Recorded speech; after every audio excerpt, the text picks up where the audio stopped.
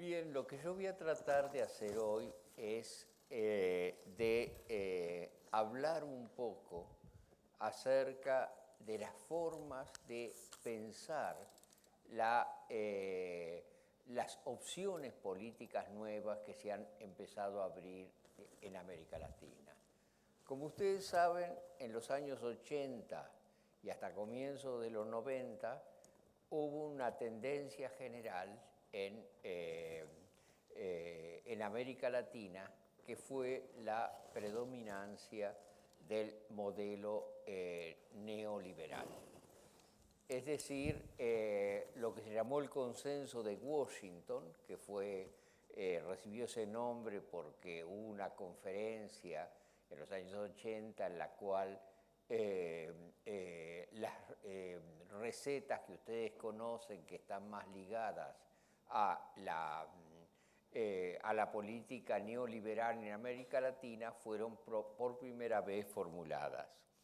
Y si nosotros buscamos un momento que fue el momento más alto del consenso de Washington en su influencia en el continente,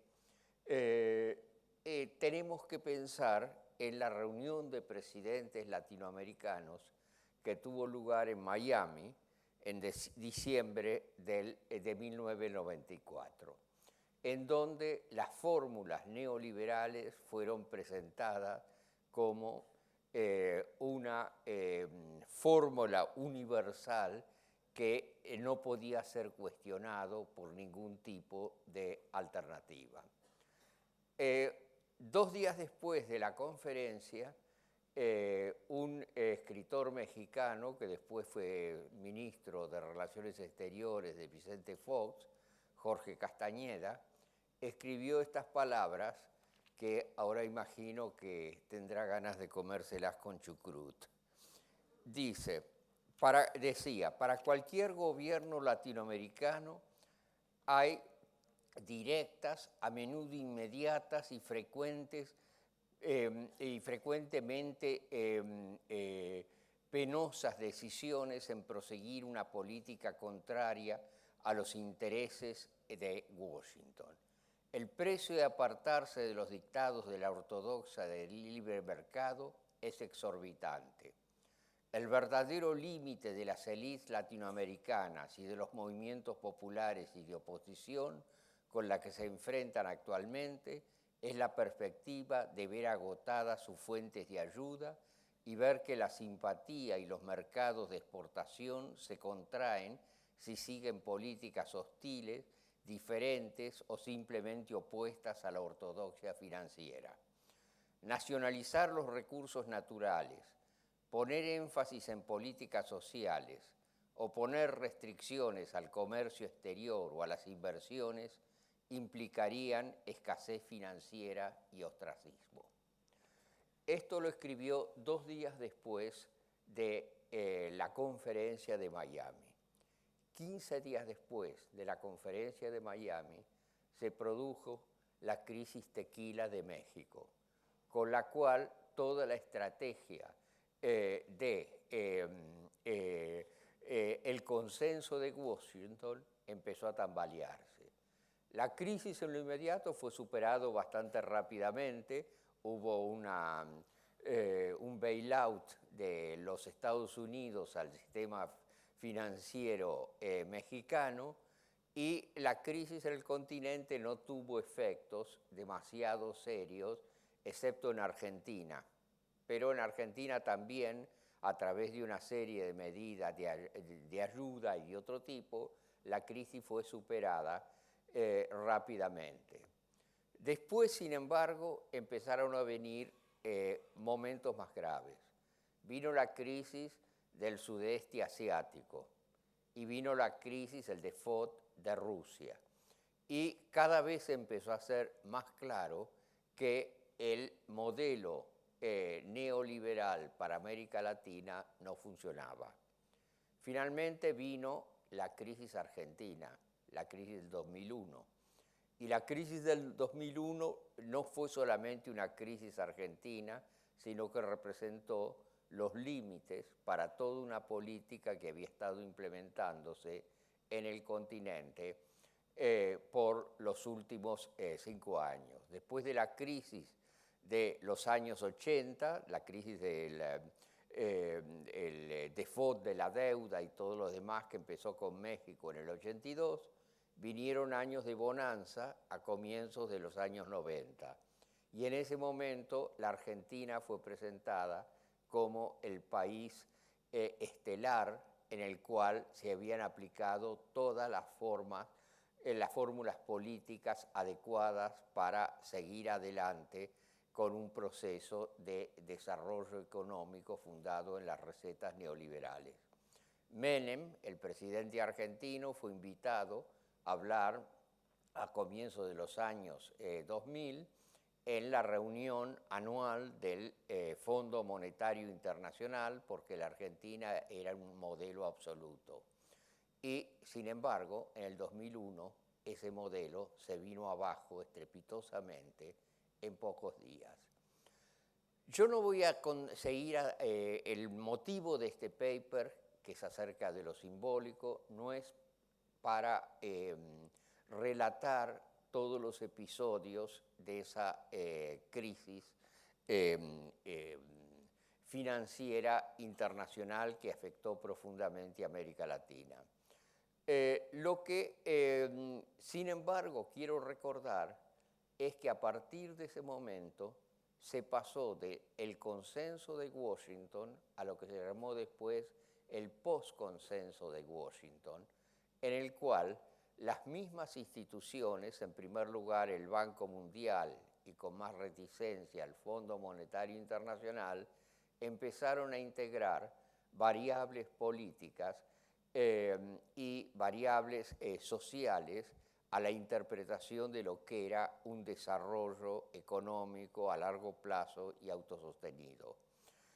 Más todavía que estas dos instituciones financieras internacionales, la crítica vino de la CEPAL y de la Comisión Económica por América Latina y del Banco Interamericano de Desarrollo.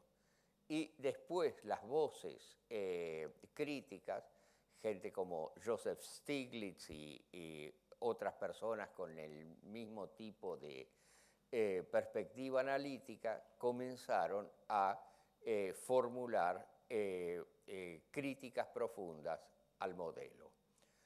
Lo que yo voy a hablar, sin embargo, hoy día no es acerca de políticas económicas, creo que mañana vamos a tener una sesión acerca de esta cuestión. Lo que voy a hablar es acerca de las bases políticas, las bases simbólico-políticas a partir de las cuales una alternativa puede ser formulada para el continente. Y aquí es donde entra en juego el título de esta presentación, que se refiere a la oposición entre populismo e institucionalismo. Y quiero en primer lugar explicar cómo esa oposición se estructura. Para eso debo empezar por decirles, como creo que ustedes lo saben, que para mí populismo no es un término peyorativo. Populismo significa construcción de las identidades colectivas, apelación a los de abajo frente al sistema de poder existente. Y eso puede realizarse desde las ideologías más distintas. Marine Le Pen, acerca de la cual estábamos hablando ayer, lo hace desde la derecha, pero hay perspectivas políticas de izquierda que también tienden a constituir un pueblo como un todo estructurado frente al poder existente. O sea que el populismo es una forma de construcción de lo político, el populismo no es una ideología. Las ideologías más diversas pueden darse formulaciones de tipo populista. Y de alguna manera yo quisiera empezar esta presentación explicándoles cómo yo veo que se estructura un espacio populista. porque eso implica muchas alternativas con las que nos confrontamos hoy en América Latina. Bueno, ahí ustedes ven mi obra como dibujante, que no es demasiado brillante, pero que de todos modos expresa de alguna manera la idea de populismo. Ese diagrama está presentado en mi libro La razón populista, y la idea es la siguiente. Supongamos que tenemos un régimen altamente represivo. Ese régimen represivo es lo que está en la parte superior de ese modelo, y que se enfrenta con una serie de demandas insatisfechas que se plantean frente a dicho régimen. Entonces, esas demandas son insatisfechas, pero supongamos que en un momento dado un cierto grupo de personas en esa sociedad, esto sería la D quiere decir demanda 1, un cierto grupo de personas, por ejemplo los obreros metalúrgicos en una cierta zona, comienzan una movilización por el alza de salarios. Esa movilización es una movilización por un objetivo puntual, demanda de salarios, pero al mismo tiempo, por el hecho de que tiene lugar en el contexto de un régimen altamente represivo, esa demanda aparece internamente dividida. El semicírculo inferior de la demanda es la demanda puntual, es decir, el alza de salarios. El semicírculo superior significa oposición al régimen. Y las dos dimensiones están íntimamente ligadas en la misma demanda. Por el hecho mismo de que existe ese semicírculo superior, por el hecho de que esa demanda no se agota en la demanda puntual por el alza de salarios, puede provocar en una localidad vecina, por ejemplo, esta sería la demanda 2, la movilización de un grupo de estudiantes por la modificación del régimen disciplinario en los institutos educativos. Desde el punto de vista de la puntualidad de las dos demandas, alza de salario, modificación del régimen disciplinario, las dos demandas son completamente diferentes. Pero desde el punto de vista de su oposición común al régimen represivo, las dos se equivalen. Es decir, el semicírculo superior es común a las dos. Y de pronto en otra localidad los políticos liberales empiezan una movilización por la libertad de la prensa.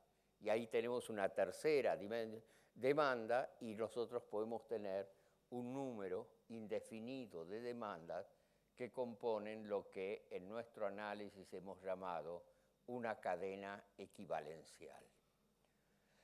Ahora, en cierto momento, esa cadena equivalencial tiene que cristalizarse a través de algún símbolo común.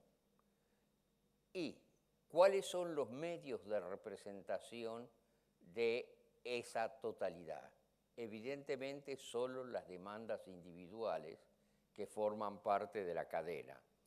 Entonces, si una demanda particular, por ejemplo la demanda 1, pasa a representar la totalidad de la cadena, esa demanda inmediatamente adquiere un valor más general, más universal. Ahora, esa demanda que representa la totalidad de la cadena, por un lado es una demanda específica, pero por el otro lado, por el hecho de representar algo que la sobrepasa enteramente, pasa a ser algo diferente de su especificidad particularística. Ahora, este tipo de relación en el cual una particularidad asume la representación de una universalidad que es excesiva respecto a la particularidad misma, es exactamente lo que llamamos una relación hegemónica.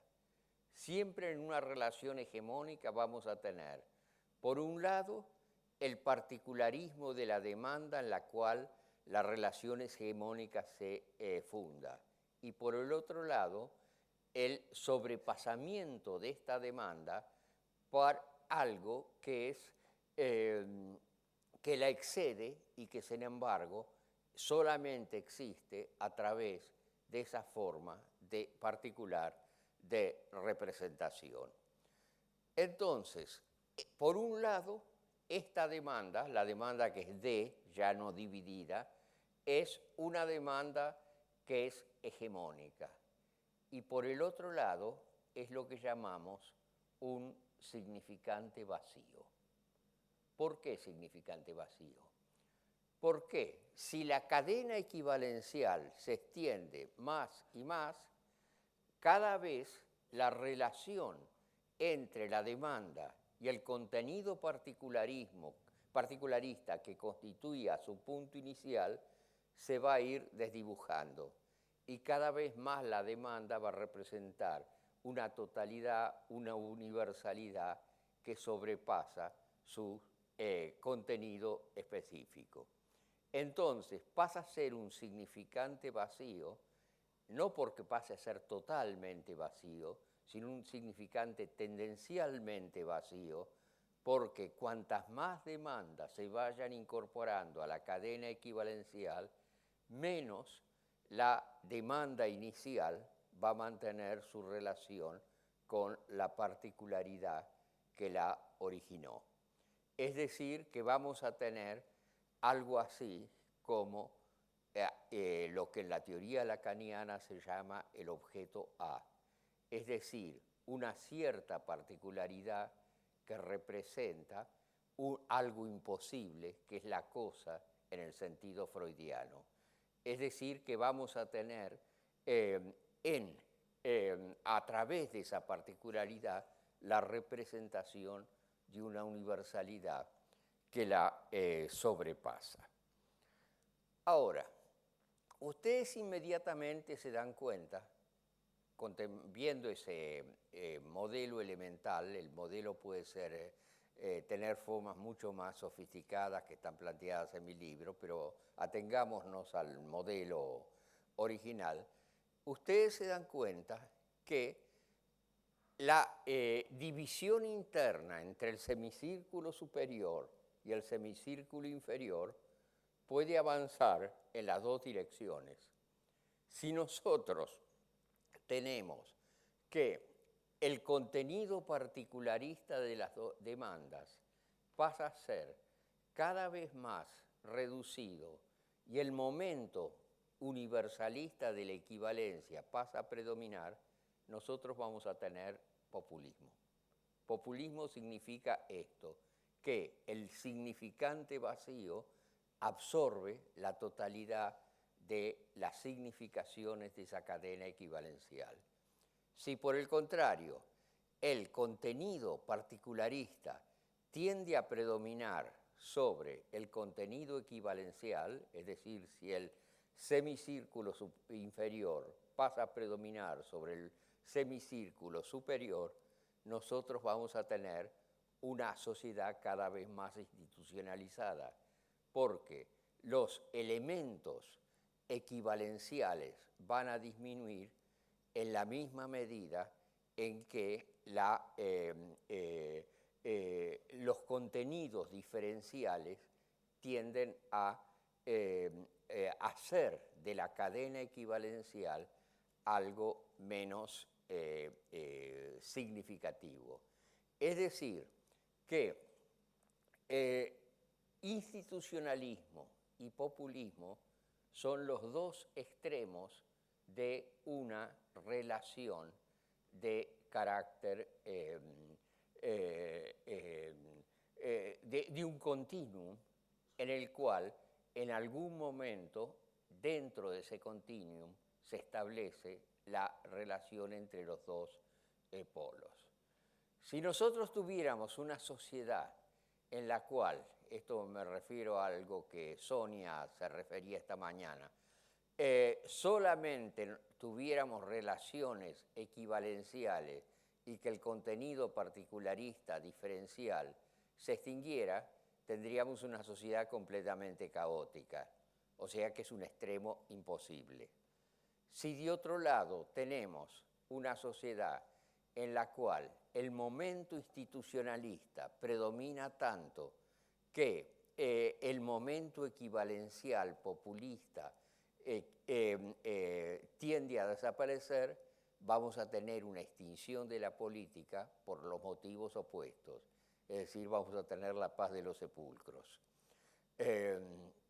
Yo me acuerdo que Jorge Abelardo Ramos, un político argentino, decía que la política siempre se establece entre dos extremos imposibles, que son el manicomio y el cementerio. El cementerio sería el institucionalismo puro, el manicomio sería el populismo puro. Ahora, siempre que nosotros tenemos una política que tiende a modificar las relaciones sociales existentes, el momento institucional, el momento equivalencial tiende a predominar. Por el contrario, cuando nosotros tenemos un institucionalismo que se afirma frente a todo proceso de cambio, en ese caso nosotros tenemos una consolidación del status quo. Hablando de América Latina en este punto, introduciendo la dimensión latinoamericana en este punto, yo diría que el institucionalismo tiende siempre a favorecer las instituciones parlamentarias a expensas del Ejecutivo, porque las instituciones parlamentarias, como voy a darles luego el ejemplo de la Argentina, son instituciones a través de las cuales las oligarquías locales tienden a consolidar su dominio, mientras que el Ejecutivo tiende a ser el momento de una identificación popular que tiende al cambio. Y aquí los ejemplos latinoamericanos son legión. Piensen, por ejemplo, en la revolución constitucionalista en Chile a comienzos de los 1890. Ahí todo el proyecto nacionalista respecto a la minería de un Balmaceda fue torpedeado por las oligarquías locales basadas en el Parlamento. Piensen ustedes lo que eran las oligarquías locales en la República Bella, en Brasil, y frente a eso, la tentativa de construcción de un Estado nacional que central, fuerte, frente a las oligarquías locales, que empieza a culminar en el Estado Novo, representa un proceso de cambio. Piensen ustedes en lo que la logia Radepa representó en Bolivia, seguido después por el gobierno de Villarroel, y lo que, por el contrario, la rosca minera representaba en Bolivia y se asentaba en el poder parlamentario.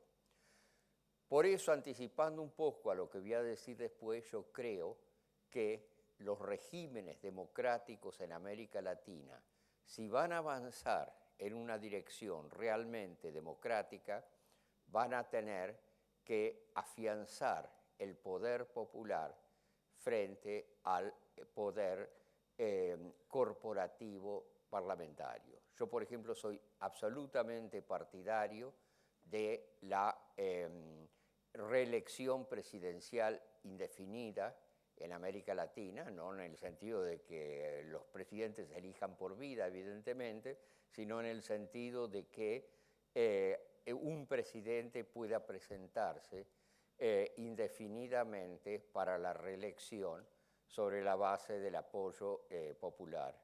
En Venezuela, la reelección presidencial indefinida ha sido implantada. En En Bolivia estamos todavía viendo exactamente cuál va a ser el desenlace de todo ese proceso. Hay discusiones en Argentina que los mismos miembros del Poder Ejecutivo niegan a este momento porque estamos en un momento de elecciones y nadie quiere comprometerse con fórmulas institucionales de largo alcance, pero es evidente que también va a ser el caso y evidentemente hubiera sido una continuidad de la presidencia de Lula favorable a el avance democrático en Brasil. De todos modos, bueno, Rousseff está muy bien, hay una continuidad en términos de proyecto que no está puesto en cuestión, pero de todos modos aquí hay algo que requiere ser discutido más detenidamente. Es muy importante darse cuenta de que este institucionalismo tiende en última instancia a la eliminación del momento estrictamente político. Si ustedes piensan en el gobierno del general Roca en Argentina, el general Roca hablaba de la fórmula del general Roca era paz y administración. Finalmente, el institucionalismo extremo tiende a reemplazar la política por la administración. Y esto ustedes lo encuentran en muchos momentos simbólicos en América Latina. La bandera brasileña hoy día tiene en su interior orden y progreso, que era la fórmula elaborada por la Iglesia positivista Río de Janeiro en el siglo XIX. Y en realidad la fórmula primera no era orden e progreso, sino orden e progreso. El orden es el progreso. O sea que esta tendencia última a reemplazar la política por la administración es la forma de negación política del institucionalismo extremo. En el siglo XIX, Saint-Simon decía, la fórmula de él era que había que reemplazar el gobierno de los hombres por la administración de las cosas. Y no es extraño que Marx adoptara esta fórmula en el momento en que quería hablar de una sociedad comunista en el que el momento de lo político hubiera sido absolutamente superado.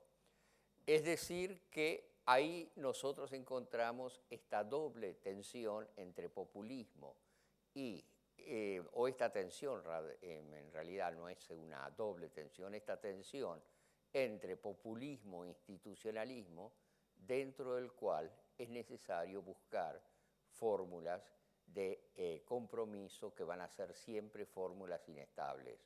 Ayer yo asistí a la presentación que hizo Doreen Massey en este coloquio, y allí ella hablaba en términos que yo creo son similares a los míos.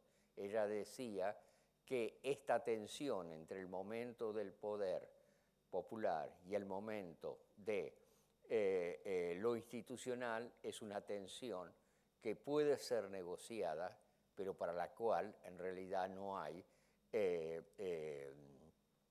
fórmulas que representen ninguna cuadratura del círculo.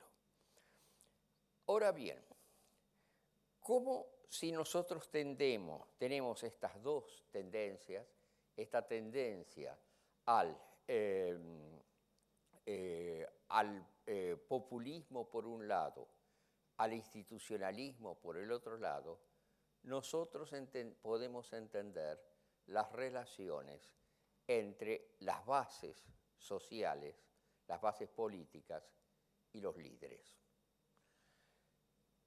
Aquí es necesario establecer algunas diferenciaciones. Hay ciertas tendencias que son tendencias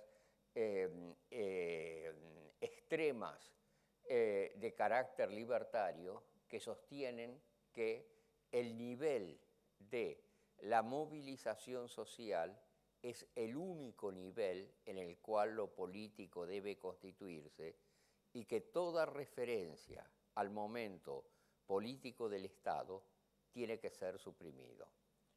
Yo estoy completamente en contra de este tipo de análisis. Yo creo que los dos niveles, el nivel de la movilización de bases y el momento de la articulación política, lo que en este esquema sería el D superior, el significante vacío, el significante hegemónico, tienen siempre que estar presentes.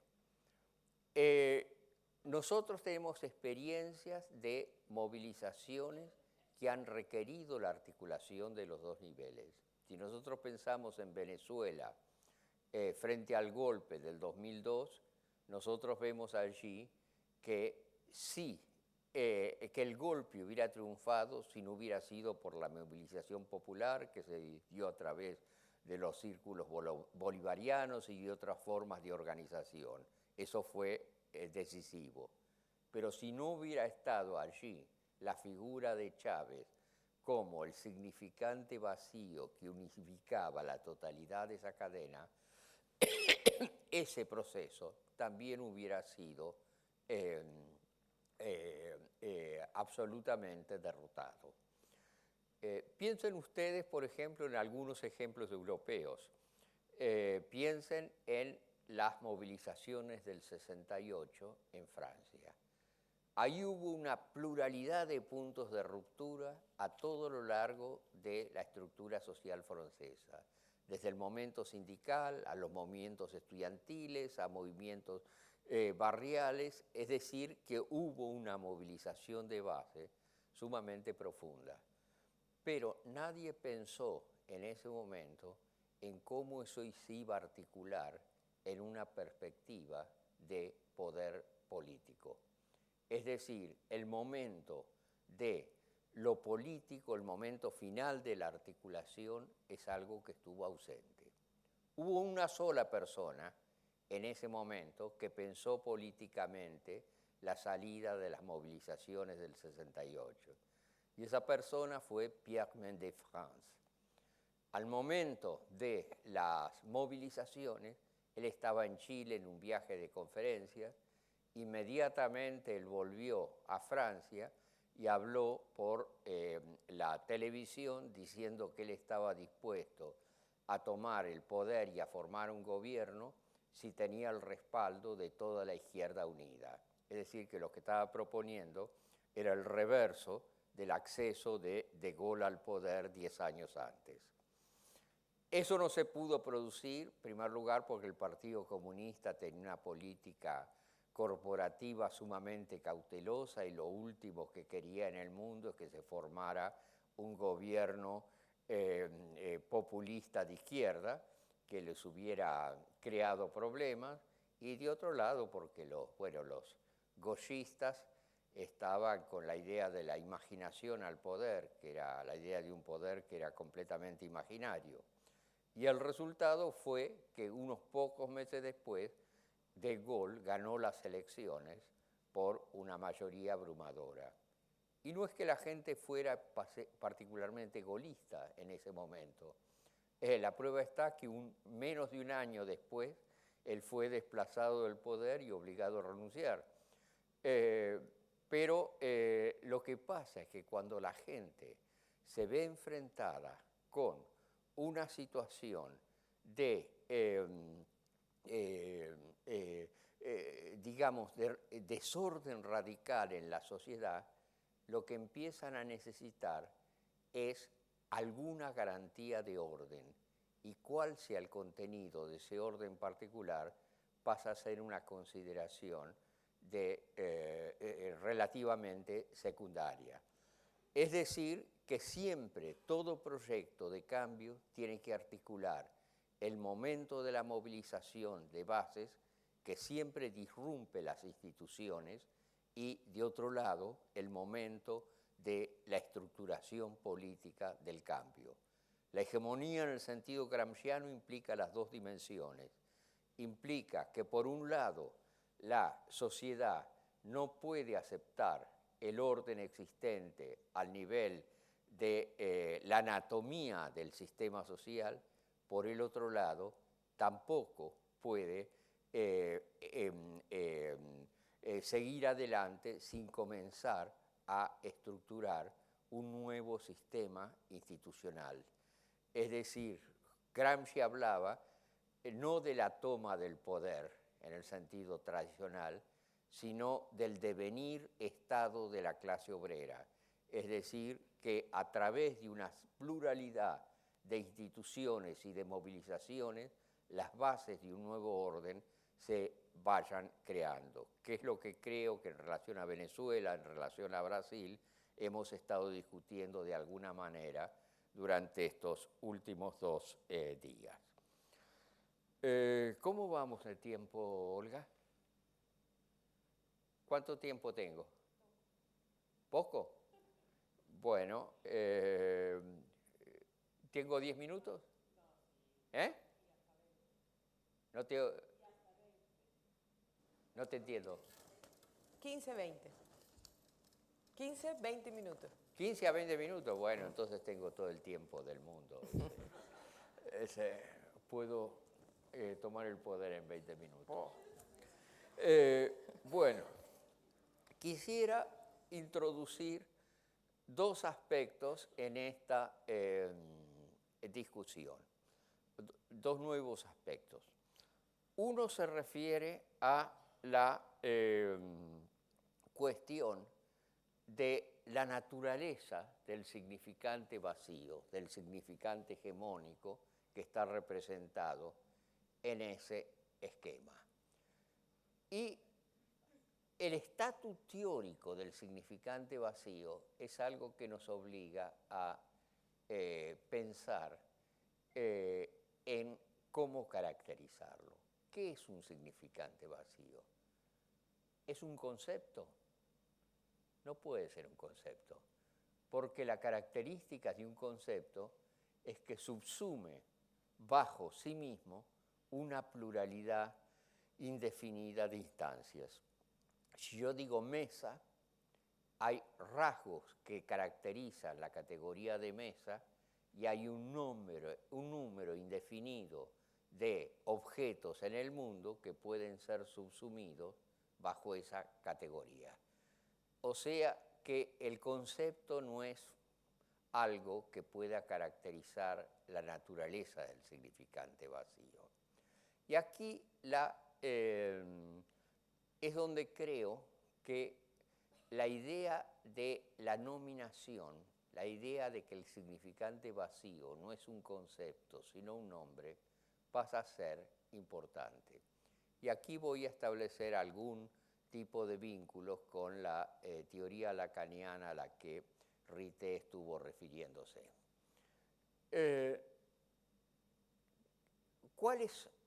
Voy a enfocar brevemente este problema desde la perspectiva de una discusión que tuvo lugar en la filosofía analítica anglosajona acerca de la naturaleza de los nombres. Y ahí hay 2 teorías. Por un lado está la teoría descriptivista que dice, yo tengo un nombre, el nombre tiene ciertos rasgos descriptivos y cuando encuentro un objeto en el mundo que corresponde a esos rasgos, yo aplico el nombre a ese objeto. Esto, por ejemplo, es lo que John Stuart Mill o Bertrand Russell sostenían. Y eso plantea una serie de dificultades que afortunadamente no nos conciernen mucho, porque lo que es importante es diferenciar ese tipo de teoría del segundo tipo de teoría, que es la teoría antidescriptivista, que ha sido formulada especialmente por Sol Kripke. ¿Qué es lo que dice Kripke?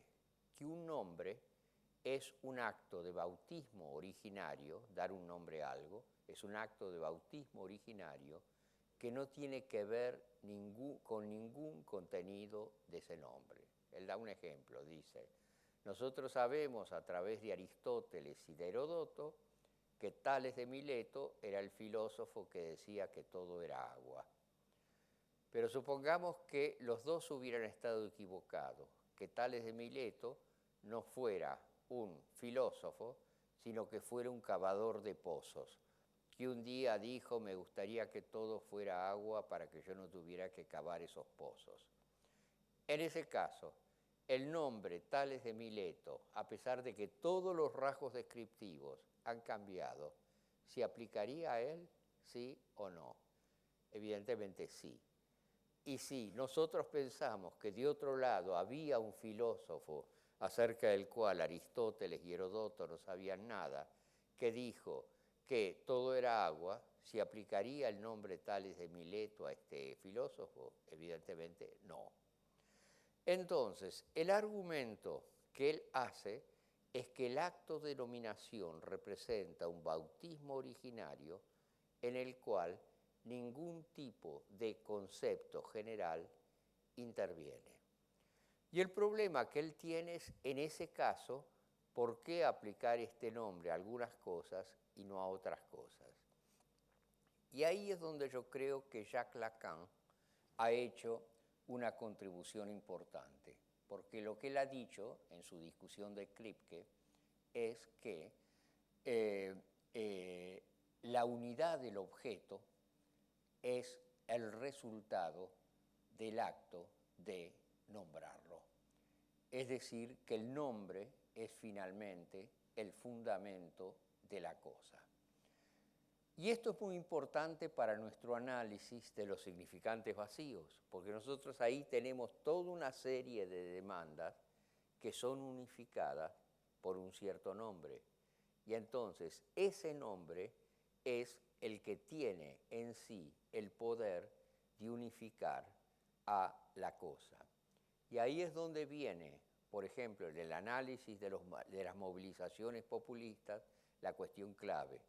Por un lado, hay más y más demandas que se añaden y que modifican la naturaleza del nombre que las unifica. Pero de otro lado, el nombre que las unifica tiene una cierta capacidad de estructuración respecto a las demandas que se incorporan a él. O sea, que toda movilización de tipo populista es siempre una movilización en la cual estas dos dimensiones van a estar impregnándose y reemplazándose.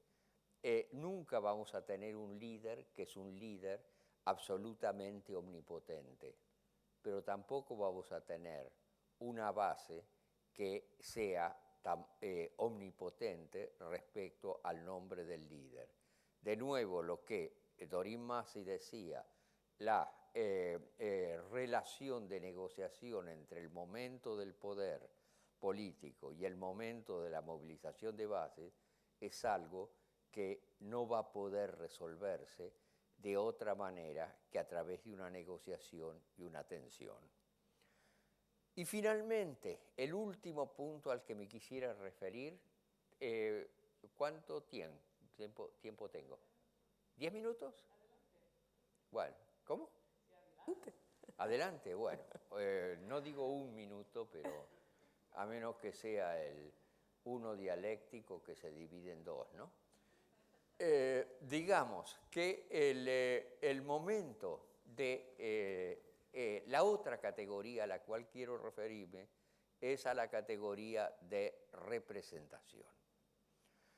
La representación, y esto es importante para entender las relaciones entre líder y bases, la representación es algo que ha sido siempre criticado por los teóricos políticos democráticos, empezando por Rousseau. Ellos decían, las relaciones de representación siempre tienen la posibilidad de que el representante, distorsione la voluntad del representado. Entonces Rousseau decía, la única forma de democracia real es la democracia directa, en la cual la relación de representación se elimina. Pero él sabía que en las sociedades modernas esto es imposible.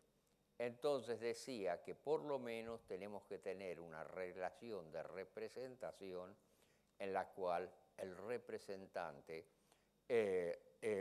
exprese la voluntad del representado sin distorsión alguna. Ahora, ¿es esto verdad? ¿Es la buena representación implica una representación unilateral que va desde la voluntad del representado a la voluntad del representante? Yo creo que esto no es así. Y no es así por varios motivos. En primer lugar, el representante no tiene esa falta de autonomía que esta teoría extrema de la representación acuosa, digamos, le atribuye.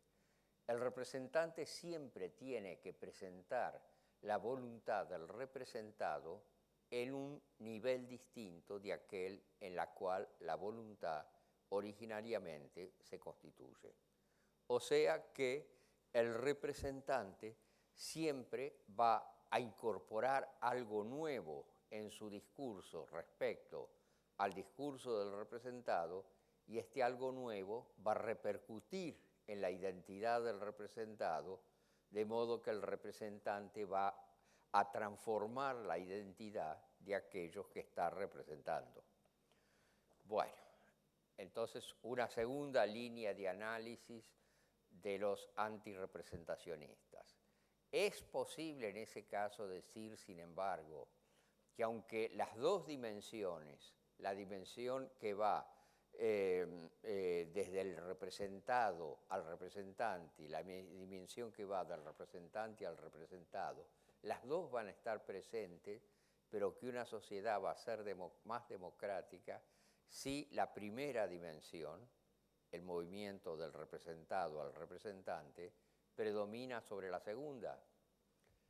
La respuesta es no en todos los casos. Depende de cómo se constituya la unidad, la identidad del representado, porque ustedes pueden encontrarse con grupos sociales completamente marginalizados que carecen de una identidad y que por el contrario la identidad les viene del hecho de ser interpelados a través del proceso de representación. Sin este tipo de interpelación, que por ejemplo es esencial en los líderes populistas, sin este tipo de interpelación, esos sectores populares no serían lanzados a la arena pública. Y si no son lanzados a la arena pública, permanecerían en una situación de pasividad. Y les voy a dar un último ejemplo y con esto cierro mi argumento. Es un ejemplo de la historia peruana. A principios del siglo XX, en Perú se dio una rápida monopolización de las haciendas azucareras. Se dio una monopolización que destruyó las comunidades campesinas, que destruyó los circuitos locales de comercialización, que produjo una desurbanización acentuada y entonces empezó a producir una masa marginal que no tenía ninguna inserción orgánica dentro de la sociedad global. Es decir, esta gente no tenía intereses simplemente porque lo que había que hacer en primer término era constituir un interés a partir de situaciones de extrema marginalización. Entonces, la tarea del APRA, el Partido Populista Peruano en ese momento, que en ese momento tenía una orientación claramente de izquierda, fue tratar de dotar de una identidad a sectores que carecían de ellas. Entonces tuvieron que organizar en una sociedad que estaba absolutamente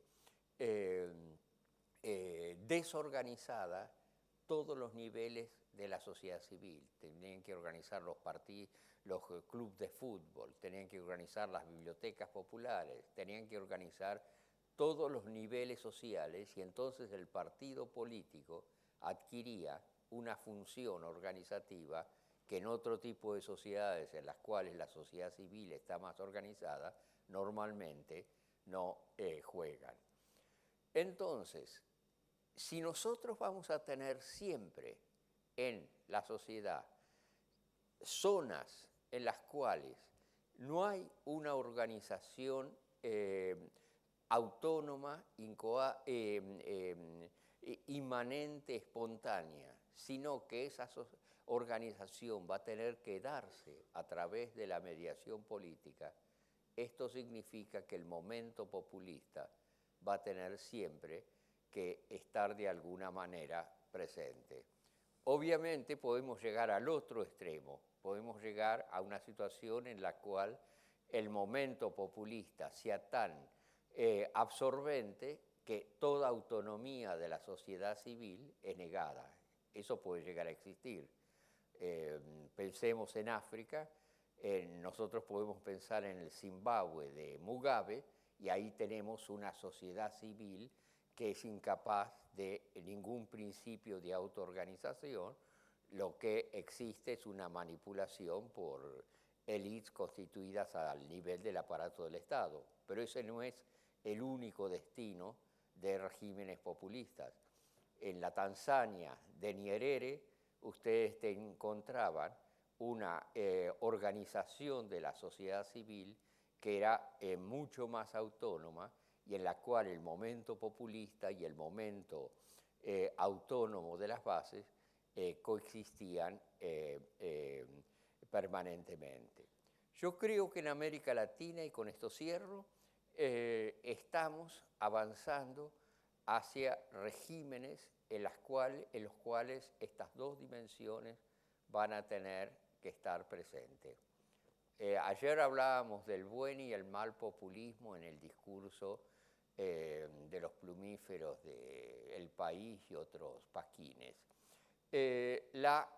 Allí ustedes encuentran la idea de una pura oposición entre el institucionalismo y el populismo. Pero el institucionalismo es siempre una forma en la cual cristaliza un estado de lucha entre los grupos y las clases. Es decir, el institucionalismo nunca es un institucionalismo puro que se opone a una movilización de carácter populista. El populismo es siempre un momento de cristalización de la relación entre las clases. Y en ese sentido voy a cerrar mi presentación leyéndoles una cita de Eduardo Silva, que tengo el texto en francés, en inglés, o sea que lo voy a traducir, donde dice lo siguiente: la evidencia sugiere que el neoliberalismo produce las mismas condiciones que causaron las movilizaciones de masa y los ciclos de contención. La exclusión económica extensiva ligada a la exclusión política. Esta última, dominada largamente por la necesidad de mantener políticas económicas redistributivas y planear la agenda política nacional. La fe de la literatura dominante en los designios institucionales y su capacidad para contener la tensión social creciente y el conflicto contra las reformas neoliberales pasa por alto el hecho de que las instituciones son construcciones sociales que cristalizan relaciones de dominación y subordinación en la sociedad. Por consiguiente, pierde de vista el hecho de que las desigualdades generadas por las mismas instituciones que ellas defienden alimentan las grievances,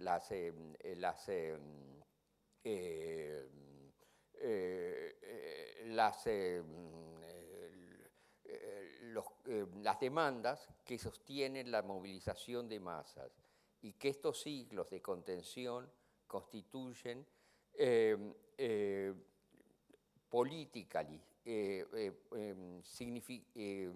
una presión política y significativa para reformar al capitalismo neoliberal y a la democracia liberal. Gracias.